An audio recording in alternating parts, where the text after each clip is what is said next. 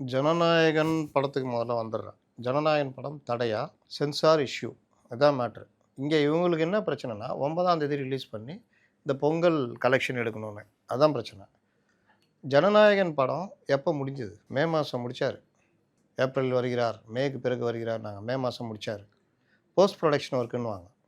முடித்த உடனே டப்பிங்கு மற்ற வேலைகள் அது இதுன்னு ஒரு 3 மாதம் வச்சுக்கிட்டா June, July, August, September, October, November, December 4 மாதம் நடுவில் இருந்தது.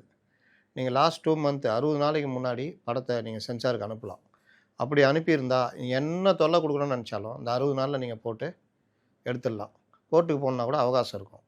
ஆனால் இவர்கள் வழக்கமாக பண்ணுவாங்க. இவர் படம்லாம் எப்படின்னா தட்கலில் போடுவாங்க. லாஸ்ட்டு 15 நாள் இருக்கும்போது படத்தை அனுப்பிச்சு டக்கு டக்குன்னு சென்சார் பண்ணி வாங்குறது.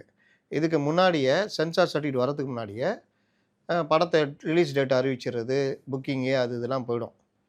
அப்போ இங்கே யார் தப்பு சொல்லுங்கள்?